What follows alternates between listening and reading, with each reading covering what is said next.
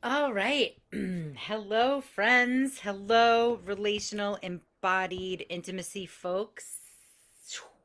Welcome. It's a beautiful day, and I have been feeling pretty unfocused this morning. And so, the best thing to do, at least for me, and what I guide people to do, is to get in connection.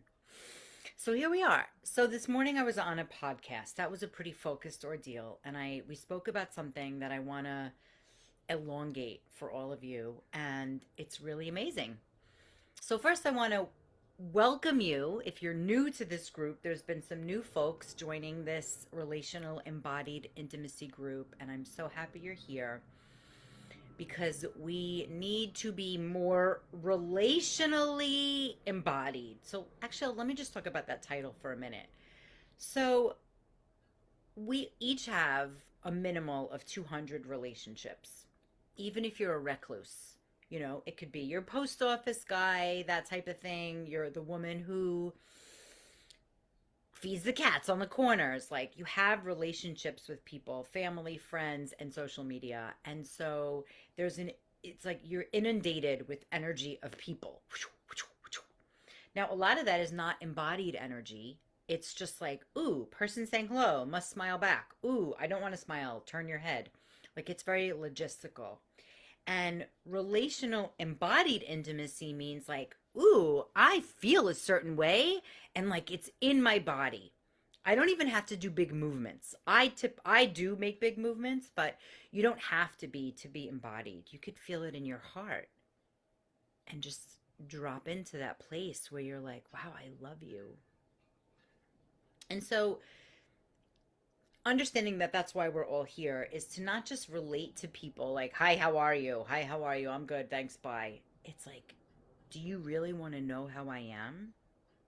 Now, of course, this isn't the way we relate to everybody, but the relationships that you value is to make them beyond just here, but to include your speech, your heart, your gut, your belly, your root, like all the chakras, all of your body, to be really embodied in your body, not just your head.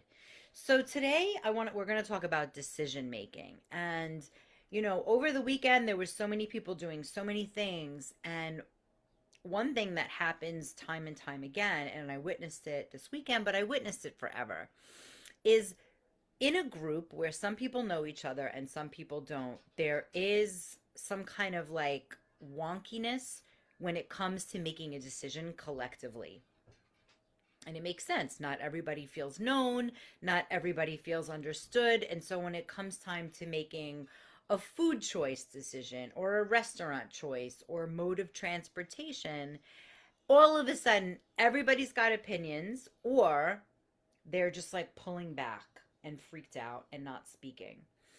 And so when we talk about relating, a lot of times here we talk about romantic or, sexual or family, whatever, all kinds of relationships. So make this apply to you.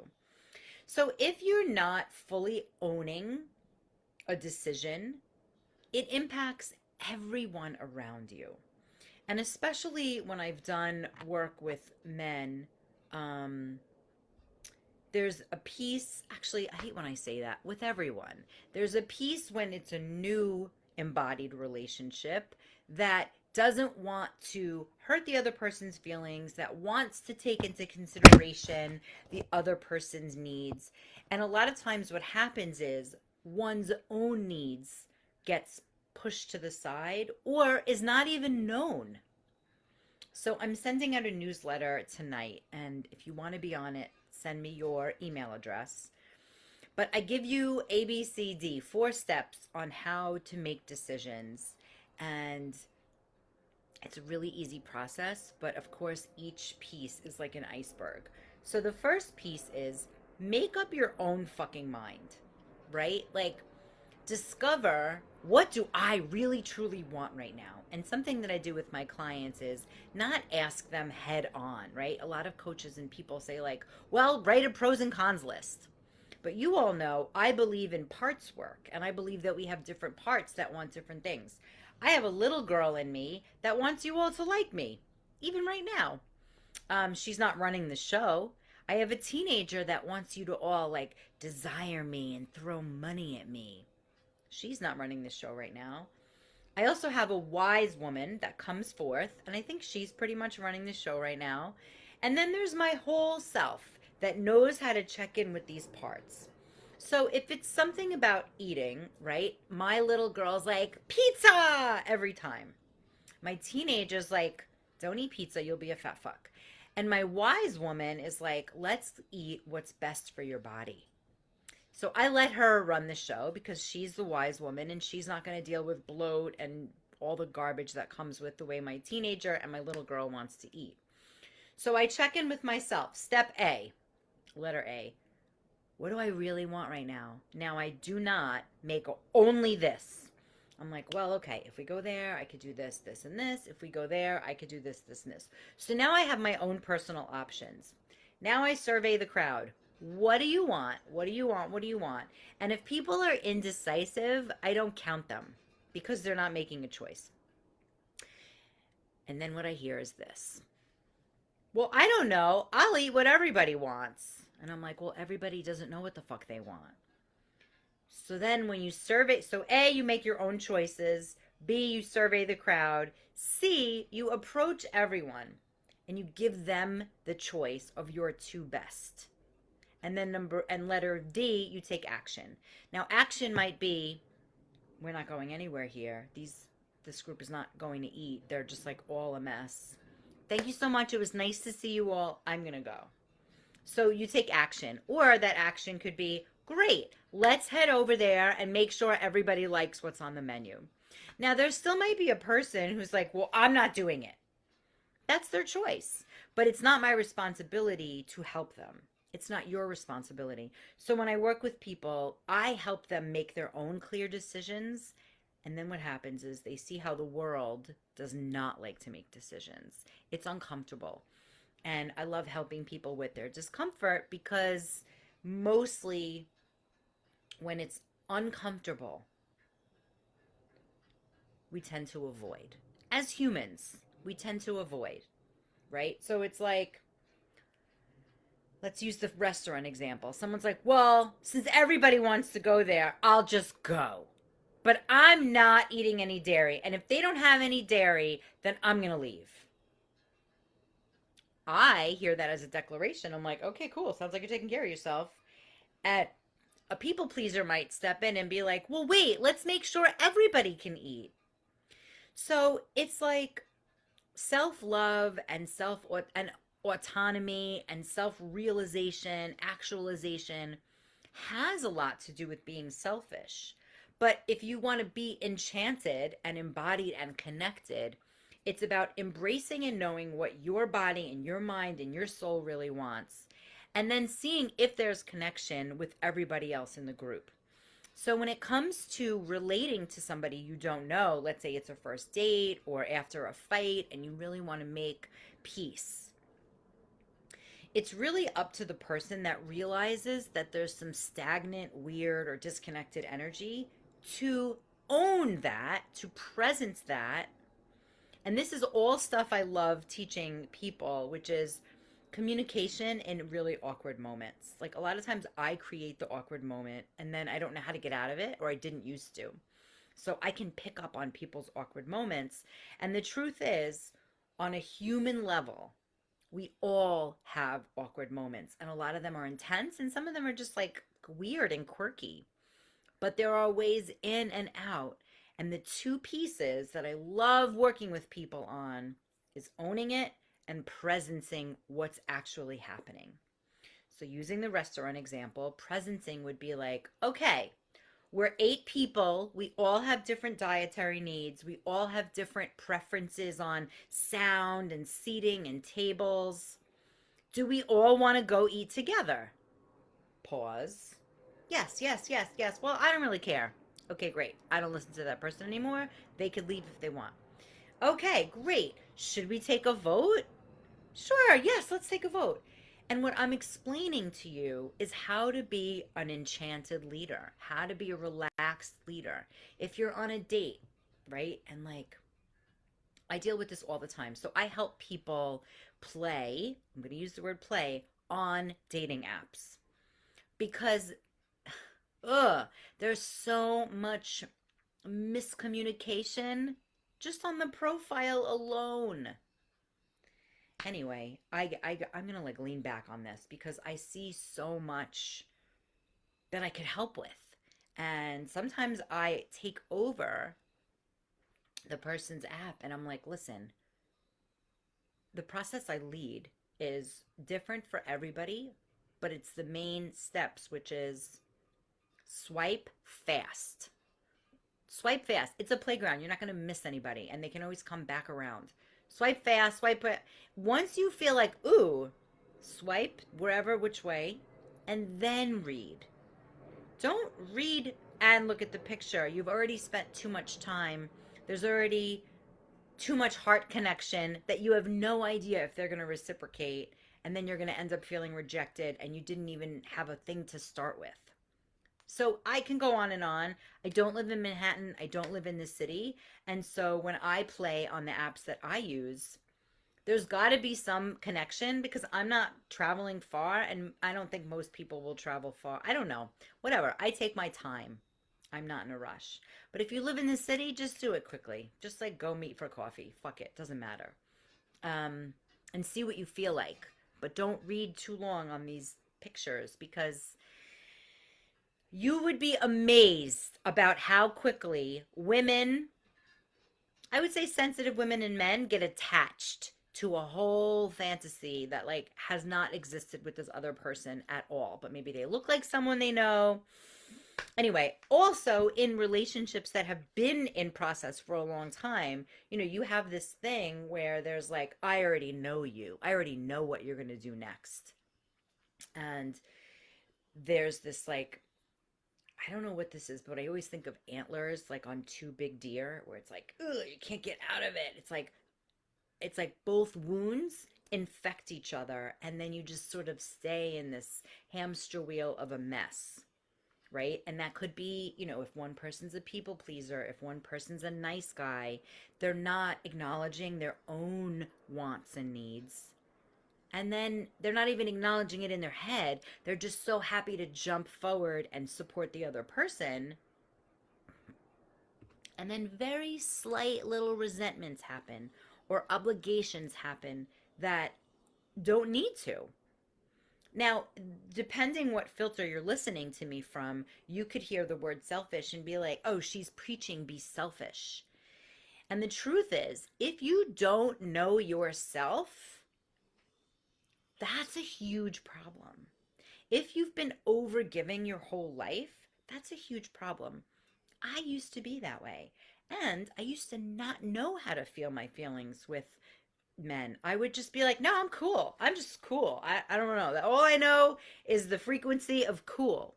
But meanwhile, my inner landscape was like, are you my boyfriend? Do you want to marry me? Like all this really young stuff would come up, even in my late 20s, early 30s, because I didn't have the language to support myself and to be like, wow, I'm really attached to you. This feels kind of crazy, but I just have to tell you, otherwise, I'll make a story in my head.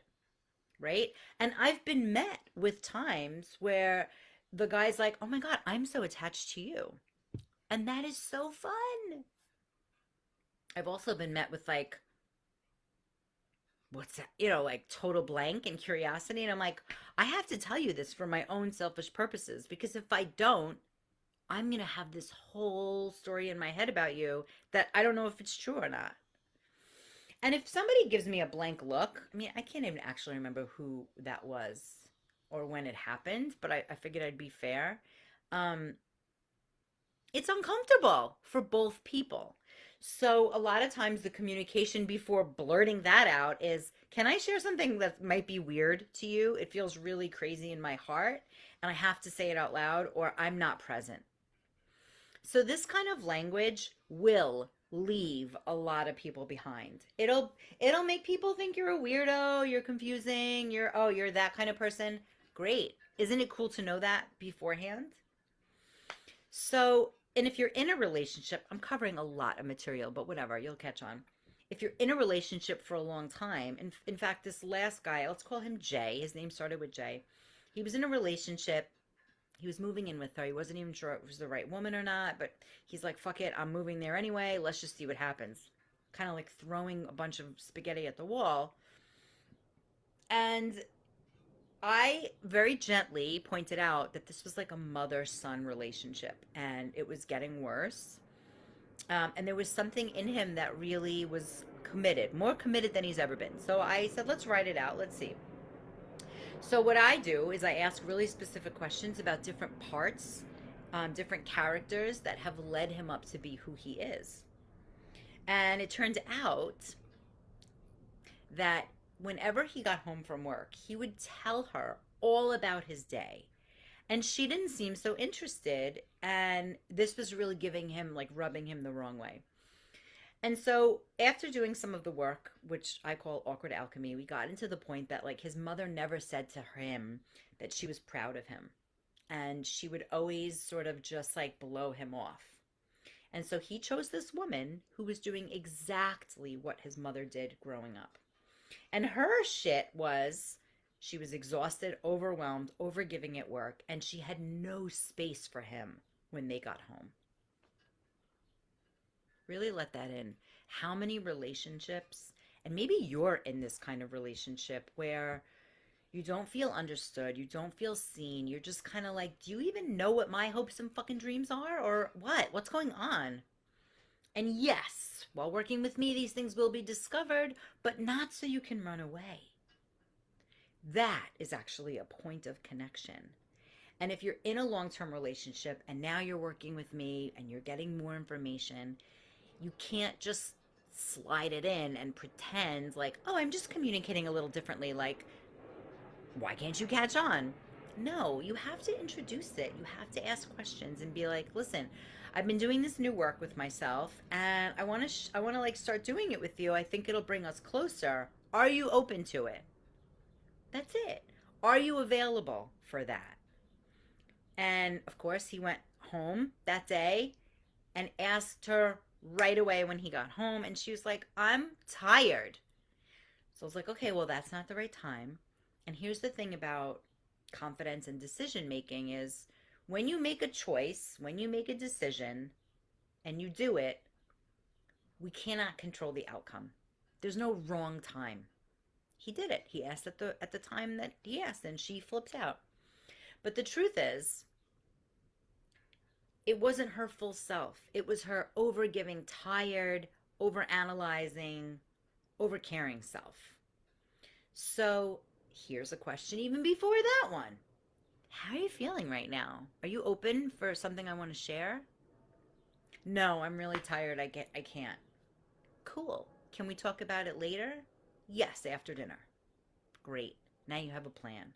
So, in all the movies and all the things that I grew up watching, relationships, there was none of that. There was just like, let's have a talk. Like all the 80s movies, even movies now, they're just like slowly getting into like conscious communication, intentional relating.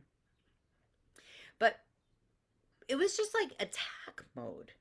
So if you grew up in your house or learning or watching or reading about relating to people through attack mode, first of all, put up your hand, put up a little emoji hand. But also, did that ever work for you? No. So, having this mother wound is prevalent everywhere. We all got fucked up in some way. So, owning it and presencing it is vulnerable as fuck, but it's a great place to start. All right, I don't want to be rambling on for too long. We're at almost 20 minutes. I'm going to wrap it up. So I have a really what I think of as fun. Let me see if I have it checked up. I definitely do not. I spoke to Om Rupani today, and him and I did something called Nice Guy Rehab a while ago. And it was really profound. There were like, I think there were 12 guys, married, single, dating, all sorts. Like we had a transgender friend. And what happened was everybody basically described the mother wound in many different arenas. And I'm not a therapist anymore. I'm getting this queued up so you can um, get information. But what happened was everybody was like, and I gave everybody a bunch of embodied practices to do every day. Some of them did it, some of them didn't, and their lives were definitely impacted. And a couple of the guys were the ones that um, I began to work with one on one, and their lives changed. The one that was married, he was having a sex life again. Like, can you imagine not having a sex life and being married? Well, if you can, and if that's what you're experiencing, I want you to know it can be different and you can work on that. I don't care if you're married for 400 years, a month, 6 months. It's really important to keep that alive. And it doesn't mean intercourse, just the energy of it. I mean, have you ever been to a barbecue where the husband and wife are like nasty to each other? And you're like, hey, we're here at your house celebrating, we're doing some stuff, and you guys are being nasty to each other. Or have you ever been around someone who emasculates their partner as you're in conversation with them? What the fuck? Or have you ever been in a conversation where somebody rolls their eyes at their partner and you're sitting there?